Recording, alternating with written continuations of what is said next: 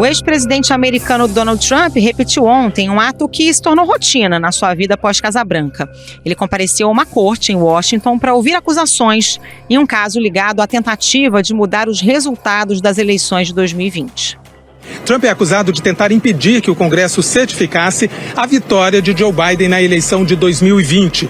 E, para isso, ter sustentado alegações de fraude, mesmo sabendo que eram falsas, pressionando funcionários estaduais e federais para alterar o resultado da eleição.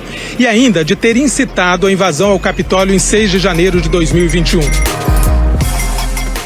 O processo, o terceiro em que aparece como réu, é visto como o mais delicado de todos. Nele, Trump é acusado de conspiração para obstruir um processo oficial, para fraudar os Estados Unidos e de conspirar contra os direitos dos cidadãos. Se for considerado culpado, poderia ser condenado a mais de 30 anos de prisão. Trump nega as acusações e afirma que tudo não passa de uma ofensiva liderada por Joe Biden para retirá-lo da eleição do ano que vem. Uma postura compartilhada por aliados e pela maioria dos eleitores do Partido Republicano que o querem de volta à Casa Branca. O Ao Ponto de hoje explica os novos problemas legais de Donald Trump e até que ponto eles podem atrapalhar ou ajudar sua campanha à presidência. Quem nos ajuda a entender esse emaranhado político envolvendo o ex-presidente americano é o professor de ciência política do Berry College, Carlos Gustavo Poggio. Eu sou Carolina Moran. Eu sou o Felipe Barini. O Ao Ponto de 4 de agosto de 2023 está começando.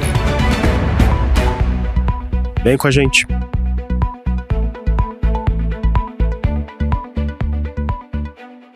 Carlos Gustavo Poggio, bem-vindo aqui ao Ponto, mas antes de começar a nossa conversa, eu queria dar as boas-vindas para a Carol, voltou de férias hoje, a gente estava sentindo sua falta aqui no programa.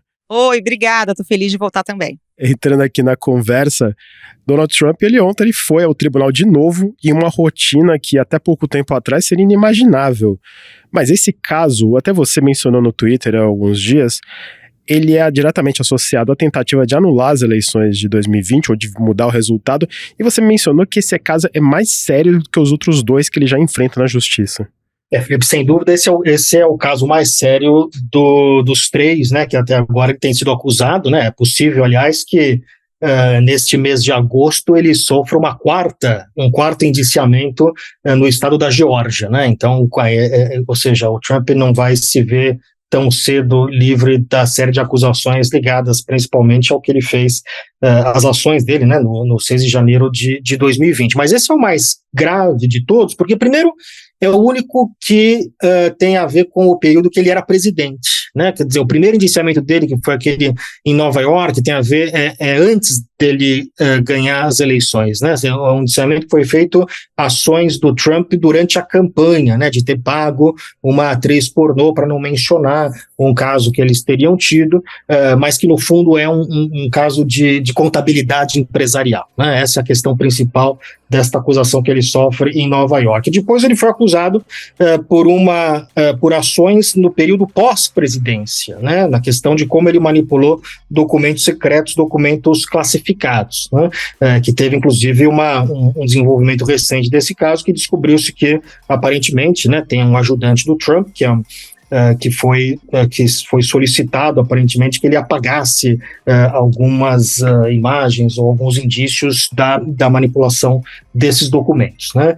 Mas esse caso em particular, esse agora mais recente, né, é o único que primeiro diz respeito ao período dele na presidência e cujas acusações, se você somar possibilidade de prisão, etc., são de fato aquelas que têm o potencial de trazer mais problema para o Trump e potencialmente aquela que é a mais forte, que pode levá-lo à cadeia, né? Algumas das acusações ali, se você somar tudo, dá 30, 40 ou 50 anos de cadeia, a depender de como o juiz vai interpretar, né, as questões que forem colocadas diante do tribunal. Então, sem dúvida, esse primeiro, porque trata de uma questão que é uma questão politicamente muito mais grave, né? Muito mais grave as ações que desembocaram, né, no 6 de janeiro de 2020 e as coisas que o Trump alegou sobre o processo eleitoral americano do que as outras acusações que ele sofre, ainda que, por exemplo, você ser a manipulação de documentos classificados seja considerado um problema de segurança nacional, né?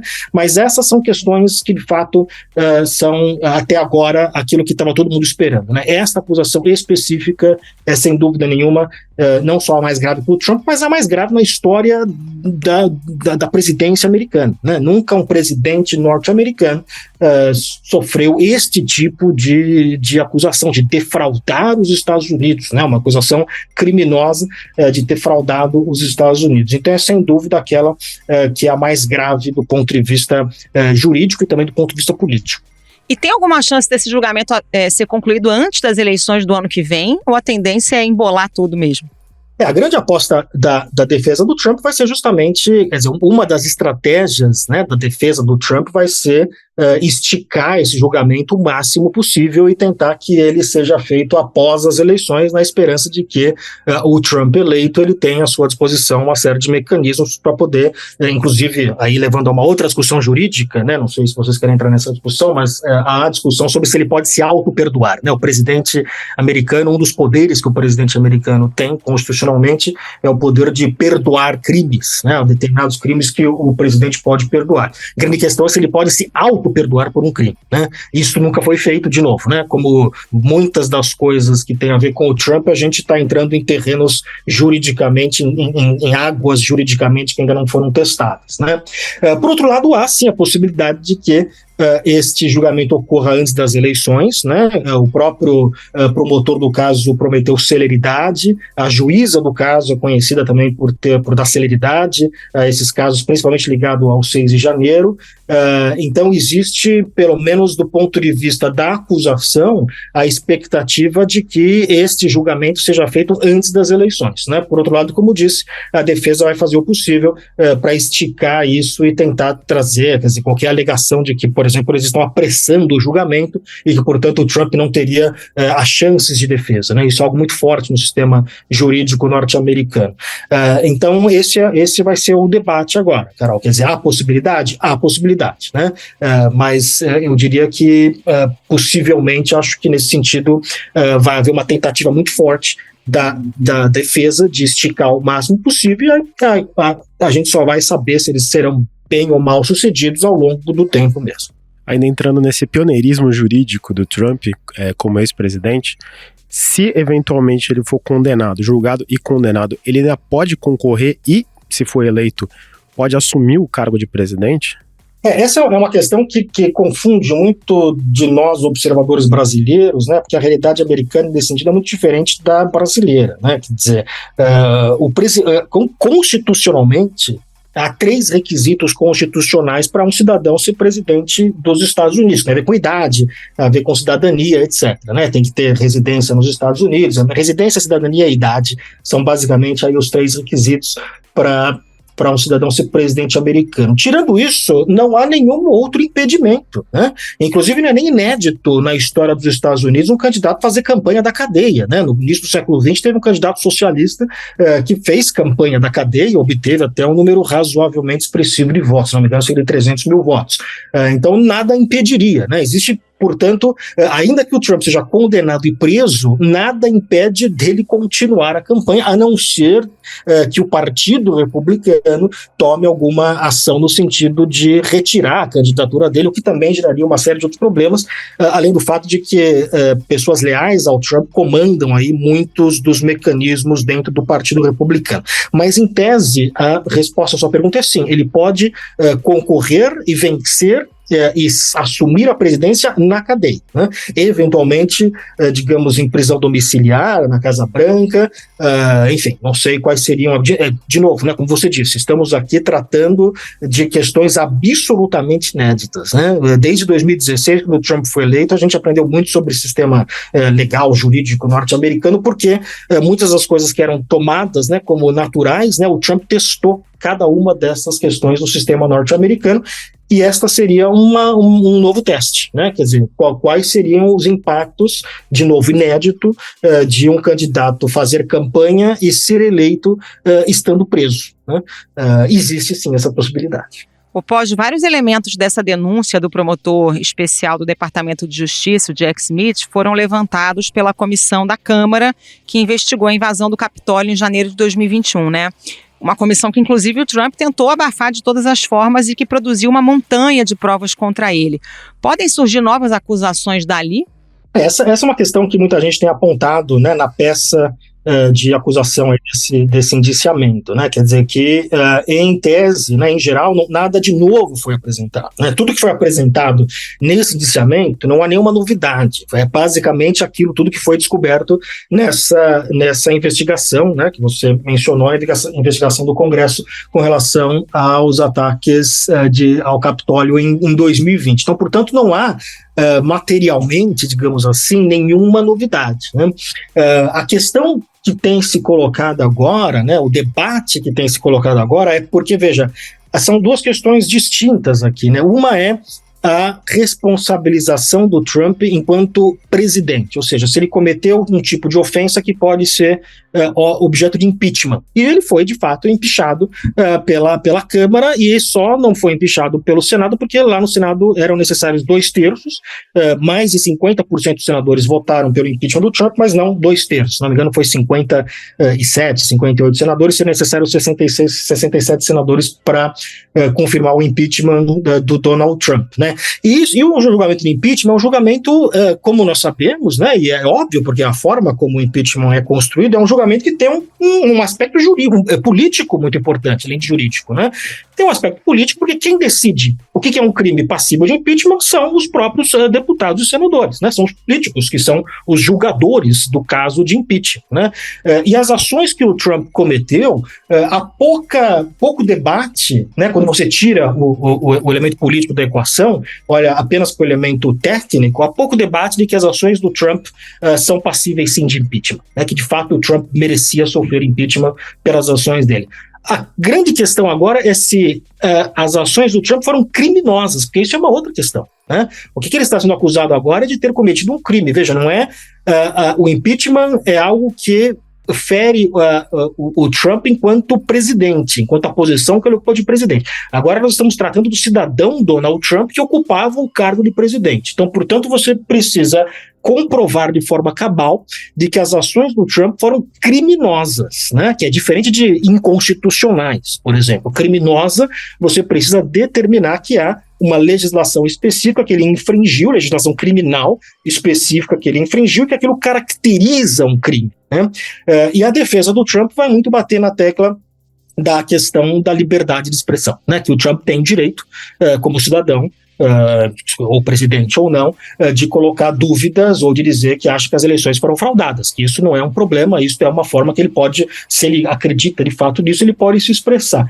Então, portanto, quer dizer, dentre os diversos debates, a gente vai ver muita discussão sobre isso, mas dentre os diversos debates que a gente vai ver deste julgamento em particular, uma das questões que os especialistas estão apontando é que existiria necessidade de se comprovar que o Trump não apenas mentiu, e a peça de acusação fala isso, ou seja, a peça fala, o Trump tem todo o direito de dizer que houve fraude, de se expressar dessa forma, né? Mas o problema é ele ter agido de forma criminal, né? De forma criminosa. Então, uma das questões que tem sido levantada é que vai haver a necessidade de provar que o Trump não apenas mentiu, mas ele sabia que estava mentindo e agiu de forma consciente, né? Ou para usar expressão jurídica com intenção corrupta, portanto consciente, de fraudar as eleições ou de conspirar contra os Estados Unidos, esse tipo de coisa, né? Então esse vai ser um debate aí jurídico que nós vamos ver acontecer neste julgamento específico.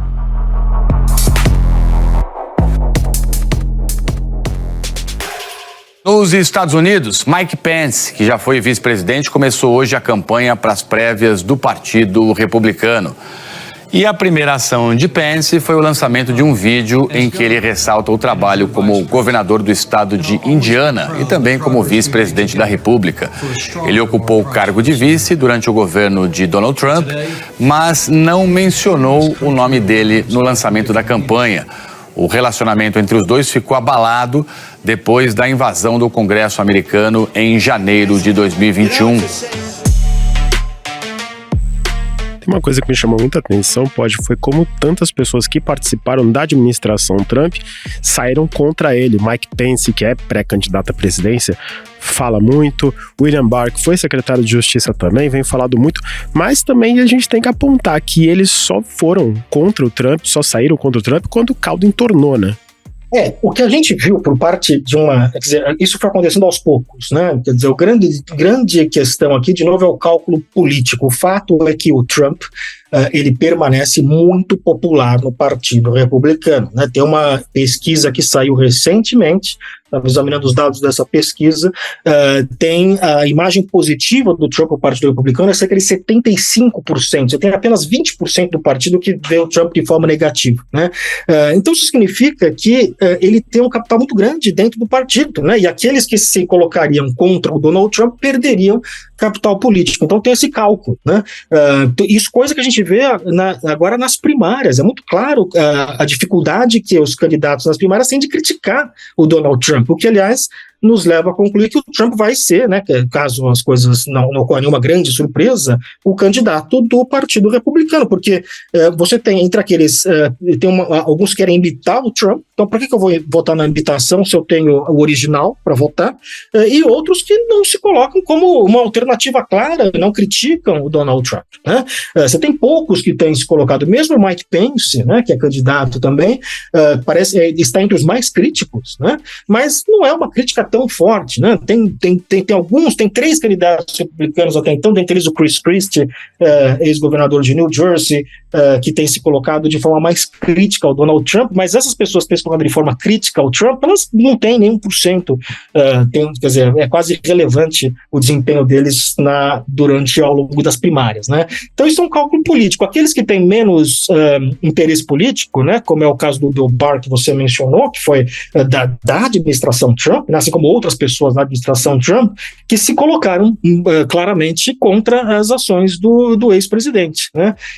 Mas chama assim, a atenção que ele permanece popular no partido e a gente já, estando agora em agosto, temos condições de responder uma pergunta que se colocava lá em janeiro, né, no começo do ano, que foi logo após as eleições de meio de mandato, quando o Trump parecia enfraquecido, e aí veio os indiciamentos em março, o primeiro indiciamento foi em março, né, e a grande questão é, será que impacto que isso vai ter politicamente para o Donald Trump? Bom, nós temos a resposta, né, o impacto que teve foi positivo para ele. Quer dizer, politicamente, ele consolidou ainda mais a sua liderança dentro do Partido Republicano. Então, se algumas pesquisas no começo do ano mostravam alguma dúvida, uma possibilidade do DeSantis, por exemplo, emergir como alternativa, hoje isso já não é o caso. Hoje o Trump está cada vez mais consolidado. De novo, essa mesma pesquisa que aponta que ele é bem visto por cerca de 75% dos republicanos, aponta que cerca de entre 50% e 55% dos republicanos estão muito certos de que vão votar no Trump, que não vão mudar o seu voto, né? Isso é muito difícil, você ter essa quantidade numa primária, onde você tem 7, às vezes 10 candidatos, metade do eleitorado republicano disposto a votar no Donald Trump, fica muito difícil para qualquer alternativa, e ainda mais esse contexto que eu mencionei, ou seja, não há ninguém se colocando como alternativa, né? Qual que é a lógica de alguém votar no DeSantis nesse momento? A única lógica seria, olha, o DeSantis tem mais chance de vencer o Joe Biden, né? Essa seria a única lógica possível que tornaria o DeSantis mais competitivo. Só que isso também não tem acontecido, né? O Trump ele tem tido números nas pesquisas contra o Biden recentes, que são os melhores números que ele tem tido nos últimos anos. Então isso ajuda a criar um caldo aí político bastante delicado para além dessas questões jurídicas. Pois é, isso que eu ia te perguntar, se esse efeito Teflon aí do Trump permanece para além do Partido Republicano, dos eleitores republicanos que já tem uma tendência maior a votar no Trump. Ele não está preocupado, né? Inclusive está usando essas acusações dentro da retórica eleitoral para dizer que é vítima, que é perseguido, e isso cola com boa parte do eleitorado, né? Exatamente, ou seja, não apenas o efeito Teflon, ou seja, que as acusações não colam nele, mas utilizando isso como algo positivo para a campanha dele, né? Cada vez que ele é indiciado, a campanha manda um e-mail para você doar para o Trump porque ele está sendo perseguido pelo sistema. Qual que é a grande força do Trump enquanto candidato? Ele é o candidato que é visto, né, por essa parcela principalmente dos republicanos, que veem ele de forma muito positiva, como alguém que é contra o sistema, né? A forma que ele fala, a forma que ele se coloca, até a sua agressividade, isso é visto por muitos como, ora, finalmente alguém que fala a verdade, alguém que se coloca contra este sistema, que é um sistema corrupto, que é um sistema que não me favorece, de uma forma de essas elites de Washington, etc., né? Até pelo linguajar dele, não é o linguajar dessas elites, ele fala de uma forma que nós compreendemos, esse tipo de coisa. E isso, de novo, né? Hoje nós temos a resposta de qual foi o impacto político disso. Essas acusações, esses indiciamentos todos, eles só têm servido para reforçar a narrativa de que o Trump ele é perseguido por essas elites políticas, né? Então ele está sendo perseguido, não é que ele está sendo condenado por ações que ele fez anteriormente, está sendo perseguido. E isso no contexto, né, sei que talvez seja algo que a gente converse também, de que, quer dizer, o timing dessa acusação, desse indiciamento, ele é bastante delicado, porque é justamente no momento em que as acusações contra o filho do Joe Biden começam a ganhar espaço, né? Já cada vez mais está ficando cada vez mais complicado. O filho de Joe Biden, o Hunter Biden, sendo colocado como alguém que se utilizou do nome do pai para obter benefícios privados, né? Em suas tratativas com outros países, notadamente com a China, por exemplo, né? Então, nesse momento, né, em que se coloca acusações de corrupção contra a família do Joe Biden, né, e que ao mesmo tempo você tem esse indiciamento com o Trump, isso é mais um elemento que reforça a narrativa muito forte dentro de uma parte expressiva do Partido Republicano de que há uma perseguição. E essa narrativa é reforçada pelos, entre aspas, adversários do Trump nas primárias, né? O Ron DeSantis, a Nikki Haley, todos esses candidatos têm reforçado a ideia de que está havendo uma politização, né, do sistema judicial norte-americano para perseguir aquele que é o principal adversário do Joe Biden, que de fato, né, quer dizer, essa é uma acusação que é feita pelo governo norte-americano, que é um governo presidido pelo Joe Biden, que é um potencial adversário do Trump nas eleições do ano que vem. Então, isso também mistura elementos aí que são bastante delicados.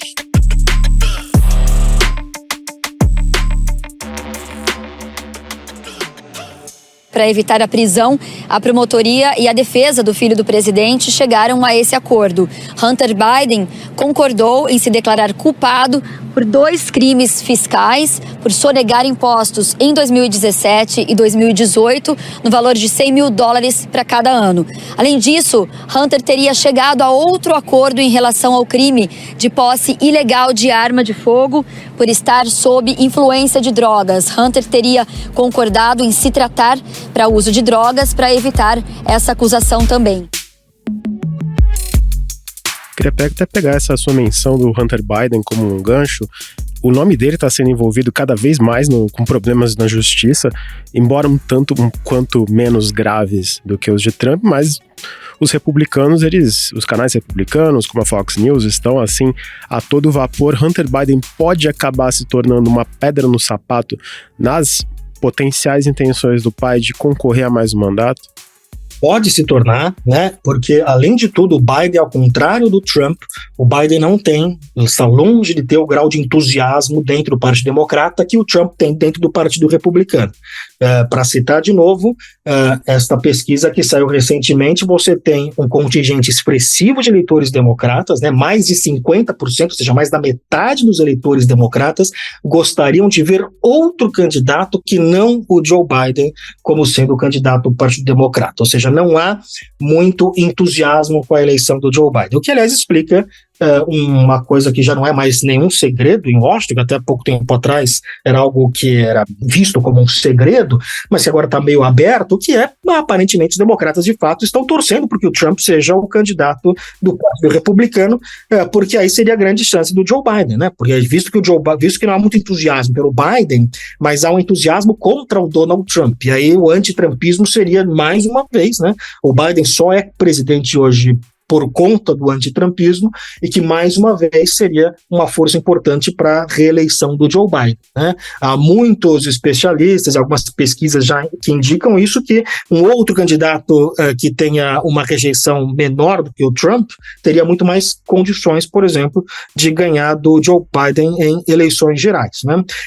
Então, nesse contexto em que o Biden já não tem muito entusiasmo dentro do partido, começam a surgir esse tipo de crítica, esse tipo de problema para o Biden, porque é um problema que não é só do filho do Biden, envolve o próprio Biden, porque o que se diz é que o Biden sabia dos negócios do filho e que o filho usava o nome do Biden para conseguir vantagens, né? Então isso pode dar a impressão que existe também casos de corrupção dentro da família Biden. Se você acompanha a mídia, né? A mídia republicana, a mídia de direita, a mídia mais conservadora norte-americana, todo dia estão batendo na tecla do Biden, da corrupção, etc., né? Então isso pode indicar que, de novo, caso tenhamos um repeteco da disputa Trump-Biden, vai ser ainda mais sangue nos olhos, né? E vai ser ainda mais baixaria, para usar uma palavra pouco técnica, do que a gente viu nas últimas eleições. Pode, para a gente fechar esse episódio, vamos pensar um pouquinho mais à frente, porque alguns artigos publicados recentemente pintam cenários bastante sombrios caso o Trump consiga se eleger, né, com ações voltadas especialmente para o fortalecimento da presidência, esvaziamento do sistema de pesos e contrapesos, coisas que a gente já viu acontecer em outros países pelo mundo. Esse é um risco real à democracia americana ou é um alerta exagerado nesse momento, na sua opinião? Eu acho que é um risco real. Vamos lembrar, né, que em 2026 os Estados Unidos completam 250 anos de independência, né, a democracia mais antiga do mundo, a Constituição em vigor mais antiga do mundo, e o que a gente tem visto na literatura sobre populismo, né, e o Trump é um candidato claramente que se encaixa na questão do populismo, né, e do personalismo, e dessa questão de passar por cima de instituições, ou seja, ele é mais importante que as instituições, né. Isso, aliás, foi algo que o próprio ex-vice-presidente Mike Pence disse, né? Quer dizer, o Trump pediu para eu escolher entre ele e a Constituição, eu escolhi a Constituição, né? Então o Trump, ele tem, claro, né, questões psicológicas, de narcisismo, etc., mas tem características que claramente colocam dentro do campo populista. E o que a gente tem visto na literatura sobre populismo, há um certo consenso de que os populistas precisam de um tempo para deteriorar o processo democrático, né? E normalmente populistas que são reeleitos ou voltam ao poder, a destruição é muito maior do que a destruição que ele teve, ou que ele promoveu do seu primeiro mandato, né? Populistas reeleitos, portanto, eles sentem que aquilo que eles estão fazendo é chancelado pelo eleitorado e tendem a tomar ações, né, que são ainda mais fortes no sentido de deteriorar a democracia americana. Já houve uma deterioração muito grande da democracia americana com o Donald Trump, só pelo discurso dele, né, porque a gente sabe que você tem hoje um contingente expressivo de eleitores que acham que o Joe Biden é um presidente ilegítimo. Veja que a eleição do George Bush em 2000 foi muito mais contestada, né, ou muito mais contestável, muito mais apertada do que a eleição do Joe Biden em 2020. E nem por isso se consolidou, né, em parcela importante do eleitorado, a sensação de que o Bush era um presidente ilegítimo, né? Por quê? Porque o Al Gore, que concorreu com o Bush em 2000, disse, quer dizer, assumiu a derrota, assumiu que que não iria perseguir nenhum tipo de avenida jurídica, e concedeu a derrota, né? Então esse discurso de concessão é parte importante, digamos, do processo democrático, né, dos rituais democráticos norte-americanos. O Trump, a agir da forma que agiu, ele convenceu, por ser um líder popular, convenceu grande parcela expressiva do eleitorado norte-americano que as eleições são fraudadas, que o Biden é ilegítimo e que, portanto, a democracia americana é uma fraude. Então, se a democracia americana é uma fraude, isto abre espaço para uma série de outras ações, né? Porque, afinal de contas, você está lidando com algo que é fraudulento e que é corrupto, né? Isso mina a confiança dos cidadãos no processo eleitoral e na democracia norte-americana, e isso é um passo importante para a corrosão dessa democracia. A democracia não é algo que ocorre pela vontade divina, é algo que ocorre pela vontade das pessoas e pela crença das pessoas no funcionamento do processo democrático. né? Se essas pessoas passam a não crer mais nesse processo, isso claramente cria um processo de corrosão. Então isso já foi um efeito do primeiro mandato do Donald Trump. Um segundo mandato de alguém que certamente vai utilizar do poder público e vai se utilizar do poder federal. Isso é muito claro, muita gente que vota nele, inclusive, sabe disso, né? Que vai se utilizar disso para fins de benefício pessoal, né? Inclusive para se auto-perdoar, por exemplo. Isso certamente vai levar a um deterioramento ainda mais forte da democracia norte-americana no momento que eles vão completar 250 anos de democracia.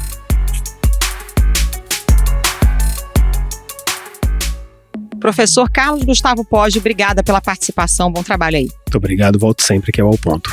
Obrigado, Carol, Felipe, sempre um prazer, bom trabalho para vocês também.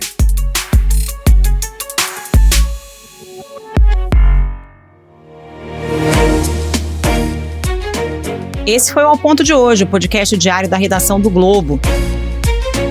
Nessa conversa a gente conta com a participação de toda a equipe do jornal, as mesmas pessoas que levam até você informação e análise de qualidade todos os dias.